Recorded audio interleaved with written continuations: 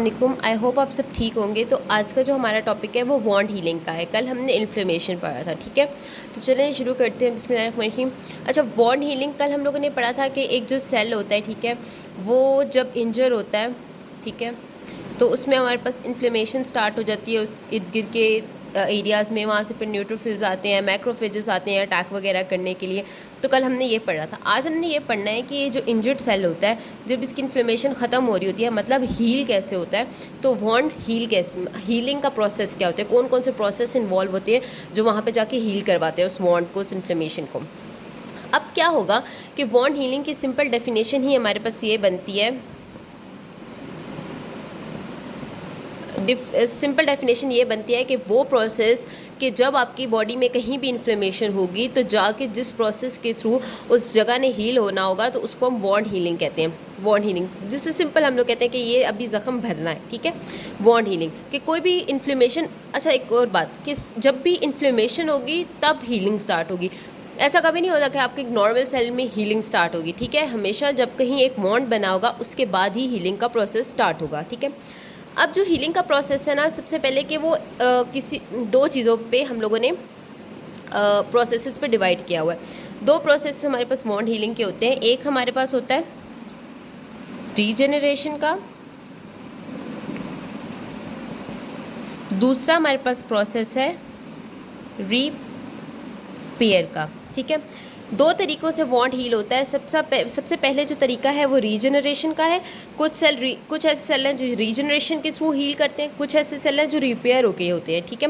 Regeneration में हमेशा याद रखिएगा कि हमारे पास जो स्कार्स होते हैं ना, वो नहीं डेवलप होते, स्कार्स नहीं डेवलप होते। लेकिन रिपेयर का जो भी वॉन्ड हीलिंग का प्रोसेस है उसमें हमारी बॉडी पे हमें स्कार्स शो होते हैं, ठीक है। अब नेक्स्ट सबसे पहले हम लोग रीजनरेशन पढ़ते हैं। तो हम लोग पढ़े थे कि दो प्रोसेसेस के थ्रू होती हैं। एक हमारे पास रीजनरेशन का प्रोसेस हो गया और दूसरा हमारे पास रिपेयर का। सबसे पहले हम रीजनरेशन का प्रोसेस पढ़ेंगे। अब रीजनरेशन में हमारे पास लेट्स सपोज ये एक डैमेज टिश्यू है और ये हमारे पास एक हेल्दी टिश्यू है। रीजनरेशन के प्रोसेस में क्या होना होता है कि जो हमारी ये एक ऐसा प्रोसेस होता है कि ना, जिसमें टिश्यू, जो डैमेज टिश्यू हुआ होता है ना, उसने जाके एक हेल्दी टिश्यू के साथ रिप्लेस होना होता है, ठीक है। सिंपल इसकी डेफिनेशन ये कह देते हैं, this is the process, this is the process in which we replace damaged cell with healthy cell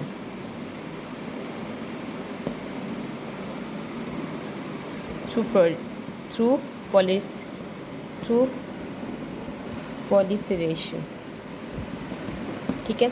simple definition ये आ जाती है रीजनरेशन की कि ये एक ऐसा प्रोसेस होता है जिसमें क्या होना होता है कि जो हमारे पास डैमेज टिश्यू होता है वो क्या करता है, वो हेल्दी टिश्यू के साथ जाके रिप्लेस होता है, ठीक है।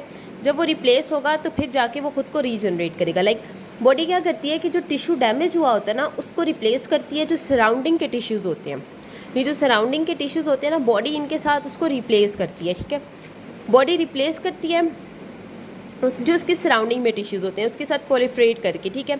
उसके बाद क्या होता है कि जो अब ऐसा होगा कि हमारे पास जब ये यहाँ पे स्कारिंग स्टार्ट हो, सॉरी यहाँ पे हमारे पास स्कार नहीं बनेगा, यहाँ पे हमारे पास टिश्यू ने रीजनरेट होना है, तो वहाँ पे ये क्या करेगा, दूसरे एक नॉर्मल टिश्यू के साथ उसको प्रोलिफरेट करवा देगा, ठीक है। और ये एक न्यू टिश्यू जेनरेट हो जाएगा, ठीक है। और हमेशा याद रखिएगा कि जेनरेशन के प्रोसेस में हमारे पास कभी भी स्कार्स नहीं आते, रिपेयर में हमारे पास स्कार्स आते हैं। और ये सबसे बड़ी डेफिनेशन, सबसे एक बड़ा की वर्ड है कि रीजनरेशन में कभी भी स्कार्स नहीं होते। सिंपल सी चीज़ ये है कि रीजनरेशन में क्या प्रोसेस है कि जब भी एक डैमेज टिश्यू ने रिप्लेस होना है एक हेल्दी टिश्यू के साथ, ठीक है, तो वो आगे जाके फिर एक न्यू सेल बन जाएगा, ठीक है। अब हमारे पास कुछ ऐसे सेल्स होते हैं जो रीजनरेशन की तरफ जा सकते हैं, कुछ ऐसे होते हैं नहीं जा सकते। पहले हम लोग वो तीन देखते हैं। हम क्या पढ़े थे कि वो हमारे पास तीन सेल्स होते हैं, लेबाइल, स्टेबल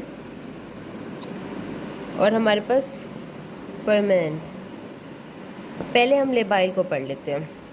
तो हम पढ़े थे हमारे पास तीन सेल्स होते हैं, लेबाइल सेल होते हैं, हमारे पास स्टेबल सेल होते हैं और दूसरे हमारे पास परमानेंट सेल होते हैं। सबसे पहले हम लोग पढ़ लेते हैं लेबाइल सेल्स को, ठीक है। अब क्या होता है कि हमारे पास जब हम स्टूल पास करते हैं, ठीक है, तो हमारे पास स्टूल जब हम पास करते हैं तो हमारे पास जो स्टूल होता है उसमें हाफ जो हमारे पास हाफ जो मटेरियल होता है ना, हाफ जो सेल्स होते हैं वो हमारे जीआईटी के सेल्स होते हैं। वो जो जीआईटी के सेल्स होते हैं ना, वो क्या करते हैं, वो कॉन्टिन्यूसली शेडिंग करते हैं। जब भी आप स्टूल पास करेंगे आपके जो जीआईटी के सेल हैं वो उसके साथ शेड होंगे, आपके स्टूल के साथ डिस्चार्ज होंगे, ठीक है। जीआईटी के सेल्स के अंदर हमारे पास जीआईटी में क्या होता है, हमारे पास स्मॉल सेल्स होते हैं, सॉरी स्टेम सेल्स होते हैं। अब जैसे हमारे पास ये स्मॉल बाउल है, स्मॉल प्लस लार्ज बाउल, जिसे हम बाउल मोमेंट्स कहते हैं, जहाँ पे हमारे स्टूल की सारी जनरेशन होती है, ठीक है। अब इसमें क्या होता है कि हमारे इन एरियाज़ में स्टेम सेल होते हैं।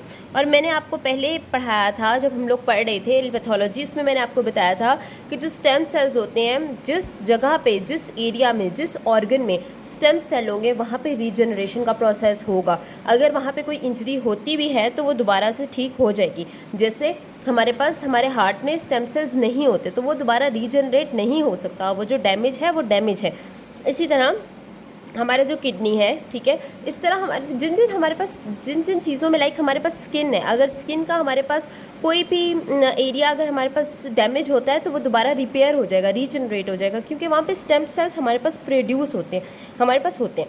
अब सबसे पहले जो क्वेश्चन एग्जाम में आता है कि चलो हमारे पास लार्ज एंड जो स्मॉल बाउल है वहाँ पे हमारे पास स्टेम सेल तो प्रेजेंट होते हैं, लेकिन यार एरिया कौन सा बनता है जहाँ पे ये प्रेजेंट होते हैं, तो वो हमारे पास आते हैं म्यूकोजल क्रिप्ट्स। हमारे पास ये जो म्यूकोजल क्रिप्ट्स होते हैं,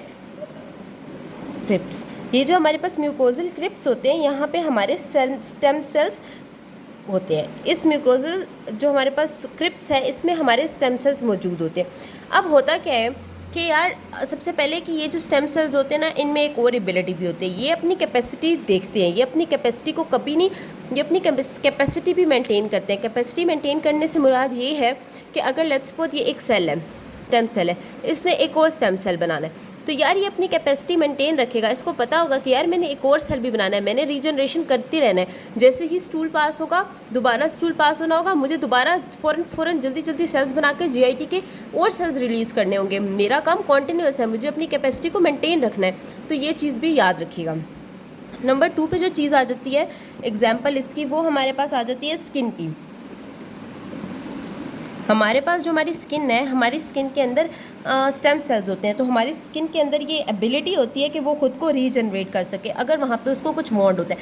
अब बात यह है कि हमारी स्किन में स्टेम सेल कहाँ मौजूद होते हैं, ये हमारी अपर लेयर में एपिडर्मिस की बेसल लेयर में होते हैं, एपिडर्मिस की बेसल लेयर में होते हैं। और ये क्या करते हैं, ये अपने आप को कॉन्टिन्यूसली प्रोड्यूस करते रहते हैं कि यार जैसे अगर कोई फॉरेन इंजरी हो जाए मैं दोबारा से रीजनरेट करूँ और सारा प्रोसेस बिल्कुल परफेक्ट हो जाए, 10/10 हो जाए, ठीक है। उसके बाद थर्ड पे एग्जाम्पल जो आती है हमारे पास, वो हमारे पास है वो हम लोग एग्जाम्पल ले लेते हैं बोन मैरो की।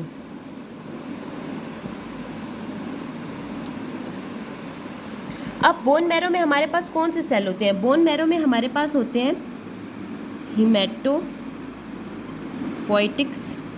Stem cell. Haematopoietic stem cells, ये मैं आपको जल्दी से वैसे यहाँ पे बता देती हूँ क्योंकि मैंने इसको फिर इरेज करके दोबारा से स्टार्ट करना है। जो हमारे पास हिमेटोपोइटिक सेल्स होते हैं ना, उन्होंने क्या करना है, जैसे हम लोग फॉर एग्जांपल जैसे बोन मैरो है, अब सॉरी जो वाइट ब्लड सेल है, रेड ब्लड सेल है, अब क्या होता है कि हम आपको जैसे पता है कि रेड ब्लड सेल्स की जो लाइफ टाइम है ना वो 120 है, उसके बाद उन्होंने उसको डेड हो जाना होता है, दोबारा से रीजनरेट होना है। तो उन्हें कौन रीजनरेट करता है, तो उन्हें हिमेटोपोइटिक स्टेम सेल्स रीजनरेट करते हैं। जैसे ही वो डेड होते हैं फिर वो स्मॉल ये हिमेटोसाइट अपने आप को क्या करता है, रीजनरेट का प्रोसेस स्टार्ट करता है और छोटे छोटे सेल्स दोबारा बनाना शुरू कर देता है, तो हमारे पास रेड ब्लड सेल्स दोबारा से बनना शुरू हो जाते हैं। अब हमारे पास जो एग्ज़ाम है ना, उसमें हमारे पास एक क्वेश्चन आता है। एग्ज़ाम में क्वेश्चन क्या आता है कि यार एक पेशेंट आया है, एक पेशेंट है, ठीक है, वो पेशेंट ना कीमोथेरेपी ले रहा है, तो ये आएगा कि यार वो पेशेंट है कीमोथेरेपी ले रहा है या एंटी कैंसर ड्रग्स ले रहा है। एंटी कैंसर ड्रग्स ले रहा है, तो यार ये बताओ कि उसके कौन से सेल्स हैं जिन पे अफेक्ट होगा, ठीक है, रीजनरेट नहीं हो सकेंगे, अफेक्ट हो जाएगा, वो वर्क करना बंद कर देंगे, तो वो लेबाइल सेल्स हैं। लेबाइल सेल, जब भी हमारे पास पेशेंट कीमोथेरेपी में होता है, उसे कैंसर होता है, जब वो भी कीमोथेरेटिक ड्रग्स ले रहा होता है, तो हमेशा उसके लेबाइल सेल्स डैमेज होते हैं। उसमें हमारे पास उसकी जीआईटी के प्रॉब्लम आ जाता है, उसके बाद फिर उसका स्किन का मसला आ जाता है, फिर बोन मैरो का मसला आ जाता है। ये सारी चीज़ें वो अपने साथ कवर करता है। कीमोथेरेपी में हमेशा हमारे जो लेबाइल सेल होते हैं ना, जो रीजनरेटिंग सेल होते हैं, वो हमेशा डैमेज होते हैं। नेक्स्ट हम लोग पढ़ते हैं हमारे पास जो दूसरा स्टेबल सेल्स। चलिए, हमने पहले लेबाइल सेल पढ़ लिया, अब हम लोग स्टेबल सेल पढ़ेंगे।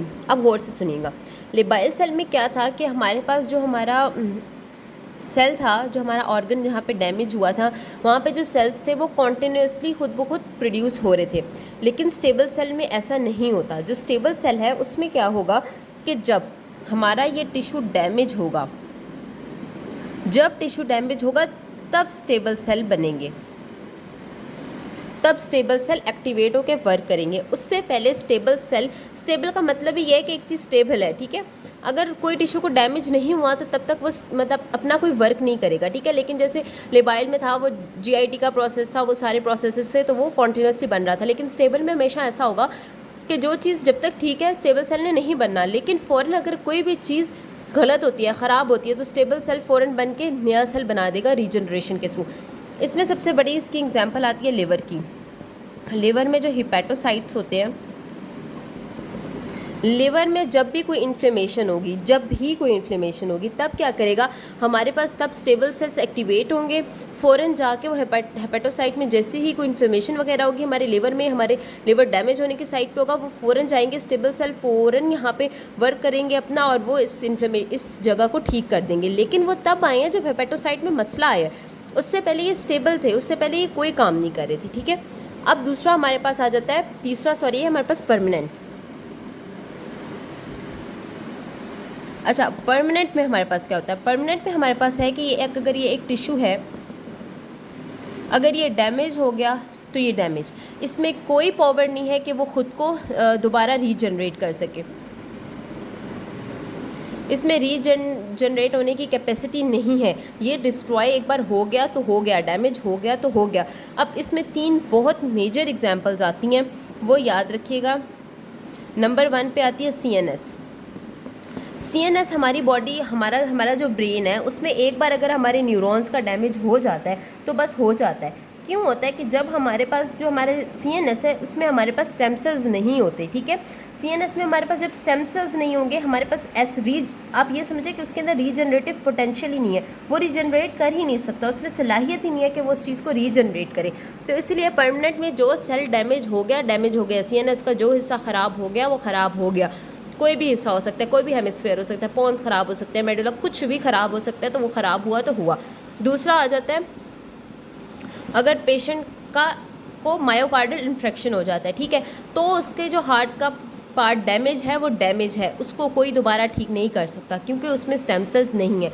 नंबर 3 पे भी मेजर आता है, उसे कहते हैं मसल्स।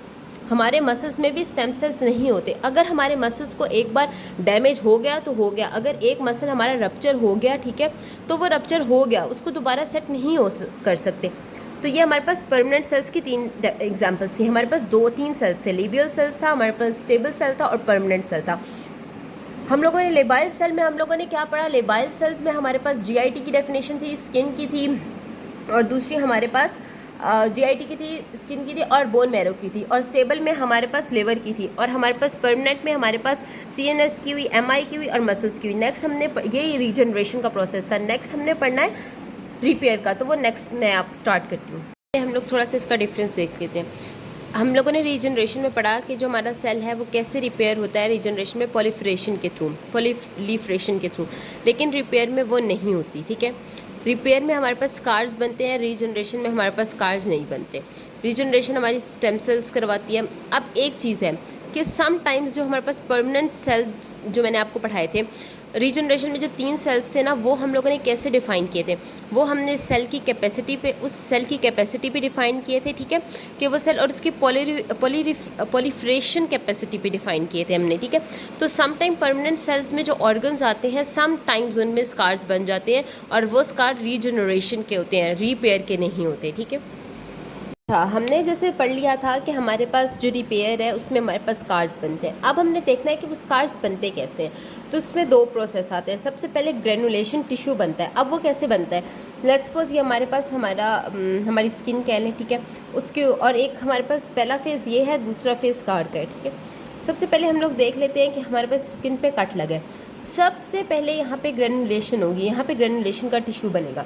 हमने ये तो देख लिया कि यार ग्रेनुलेशन का टिश्यू बन गया। अब हमने ये देखना है कि यार ये ग्रेनुलेशन के टिश्यू में कौन कौन सी चीज़ें आती हैं, ये कौन से ऐसे प्रोसेसेस हैं यार जो जाके इसको ये टिश्यू बनाते हैं। तो इसके लिए ये जानना बहुत ज़रूरी है। हमारे पास 3 आते हैं, एक होते हैं फिब्रोब्लास्ट, कैपिलरीज, ये मस्ट याद रखिएगा, ये हमारे पास जाके ग्रेनुलेशन टिश्यू बनाती हैं। तीसरा आता है मायोफिब्रोब्लास्ट। अब हम देखते हैं कि ये वर्क कैसे करती हैं। आपको पता है कि हमारे पास जो फिब्रोब्लास्ट होता है उसमें कोलेजन 3 होता है, कोलेजन टाइप 3 होता है। और ये एग्ज़ाम हिस्टोलॉजी का क्वेश्चन है कि फिब्रोब्लास्ट में हमारे पास कौन सा कोलेजन टिश्यू आता है, कोलेजन टाइप आती है, तो वो हमारे पास कोलेजन टाइप 3 आती है। एक इसमें ये आएगी, ठीक है, उसको सपोर्ट देने के लिए।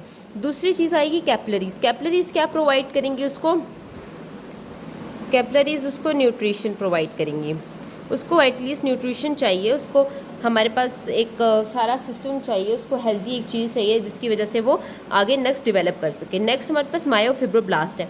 मायोफिब्रोब्लास्ट का फंक्शन ये होता है कि ये कॉन्ट्रैक्ट करवाता है वॉन्ड को, ठीक है। अब जैसे अब देख लें, ये स्किन है, ठीक है, ये स्किन पे कट लगा है।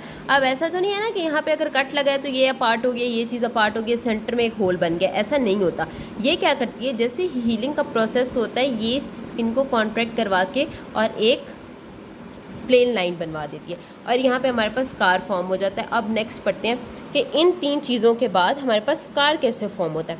अब स्कार में क्या होता है, अब स्कार में हमारे पास क्या होता है कि हमारे पास यहाँ पे ये कैसे बनता है, इसमें ये होता है कि हमारे पास जो कोलेजन हमने पीछे पढ़ा ना, कोलेजन टाइप 3 का जो टिश्यू है हमारे पास, कोलेजन टाइप 3 है, वो कन्वर्ट होगा कोलेजन टाइप 1 में, ठीक है। जब कोलेजन टाइप 3 कोलेजन टाइप 1 में कन्वर्ट होगा तब हमारे पास स्कार्स की फॉर्मेशन होगी। अब पूछने वाली मतलब कोलेजन 3 रिप्लेस करवाएंगे कोलेजन 1 में हम लोग, टाइप 1 में। अब कुछ सोचने वाली बात यह है कि यार हम लोग क्यों टाइप 3 से टाइप 1 में कन्वर्ट करवा सकते हैं, टाइप 3 भी तो काम कर सकते हैं। तो उसकी रीज़न ये होती है कि कोलेजन टाइप 3 में इतनी स्ट्रेंथ नहीं होती, ये टेंसाइल नहीं होता, जबकि कोलेजन 1 हमारे पास एक बहुत ही हैवी स्ट्रक्चर है, इसमें बहुत स्ट्रेंथ होती है। दूसरी चीज़ें, अब बात है कि यार इनको कन्वर्ट करवाएगा कौन, इनको कन्वर्ट करवाता है पॉलीमरेज।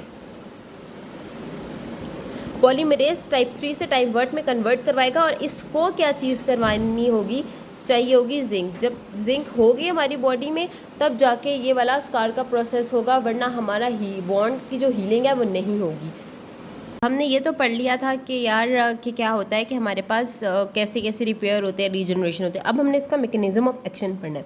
तो जब हमारे पास रिपेयर और रीजनरेशन होती है ना, तो हमारी बॉडी में कुछ मेडिएटर्स बनते हैं।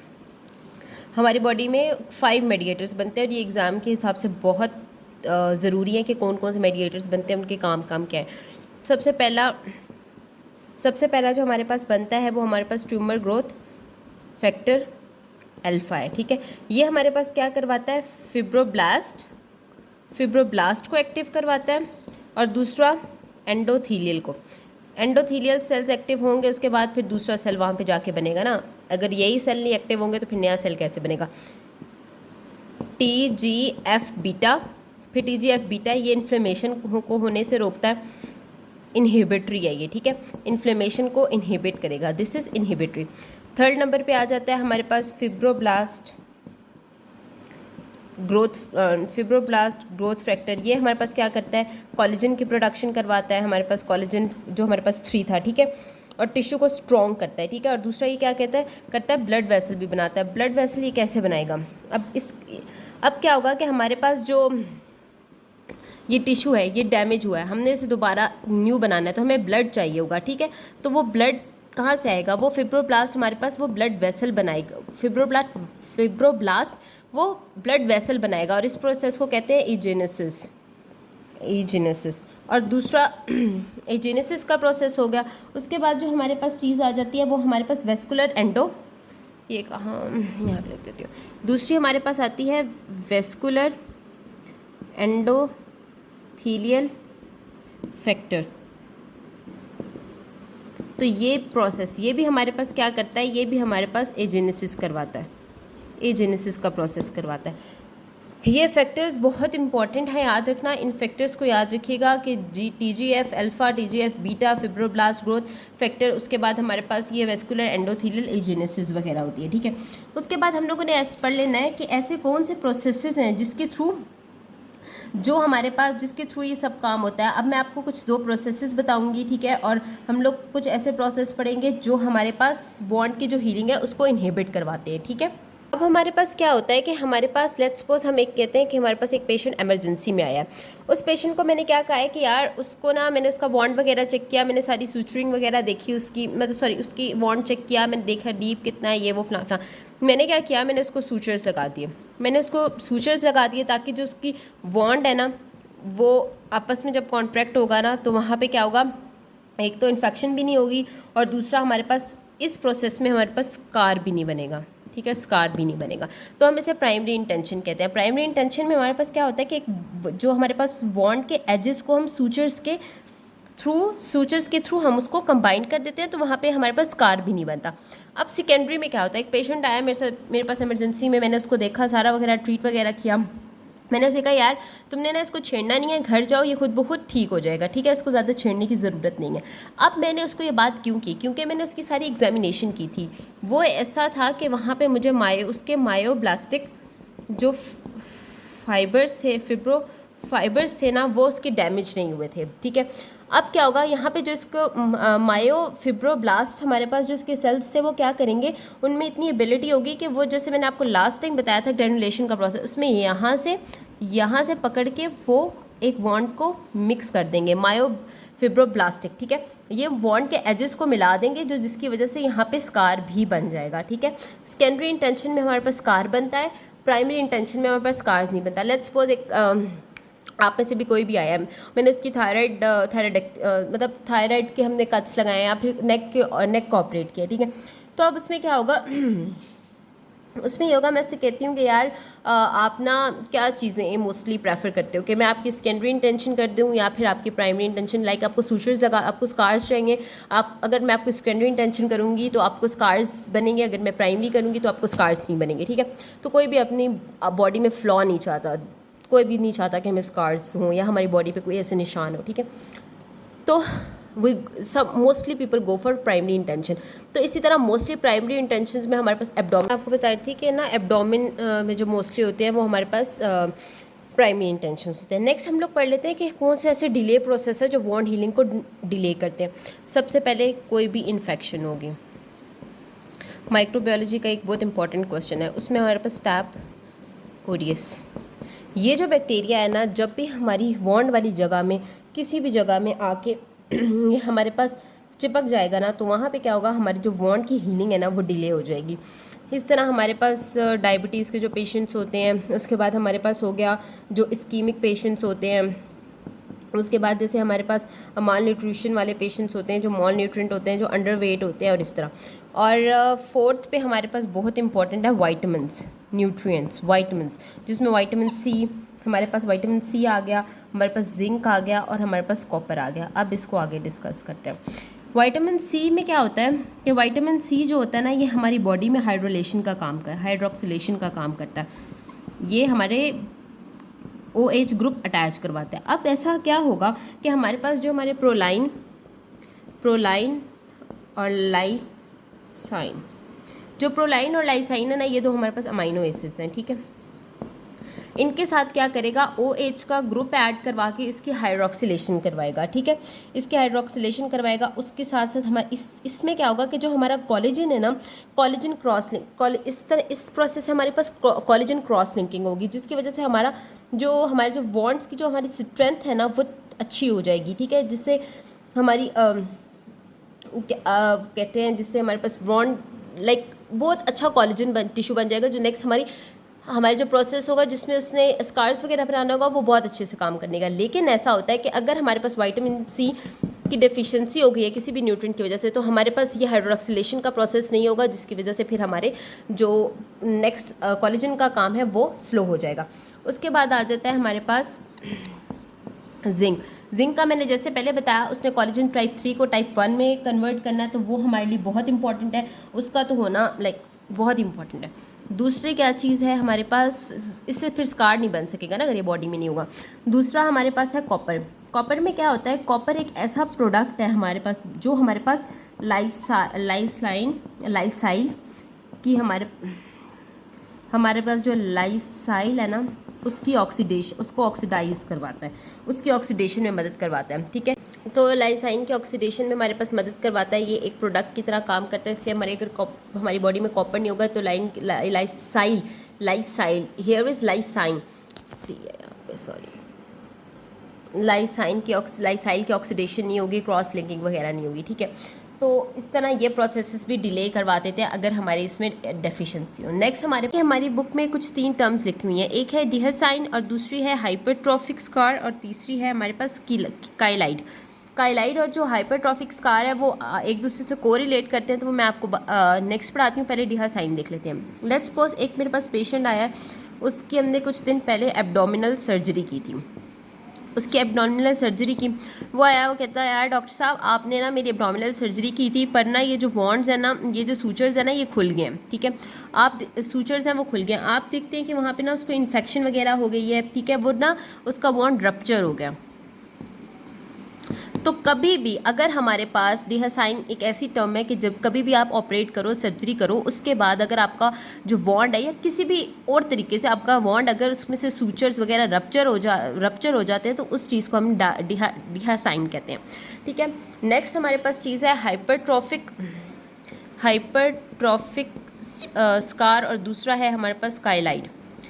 अच्छा, हाइपरट्रॉफिक स्कार में क्या होता है, लेट्स सपोज ये हमारे पास एक टिश्यू है, इसके ऊपर यहाँ पे इंजरी हुई है, ये भी एक टिश्यू है, यहाँ पे इस पर इंजरी हुई है। अब क्या होगा, हाइपरट्रॉफिक स्कार में क्या होगा कि कुछ टाइम बाद ये जो स्कार है ना ये अपनी जगह चेंज कर लेगा, लेकिन ना ये इधर होगा ना ये उधर होगा, उसी एरिया में ना ये रीग्रो होना शुरू हो जाएगा, उसी लाइन में ये रीग्रो होना शुरू हो जाएगा।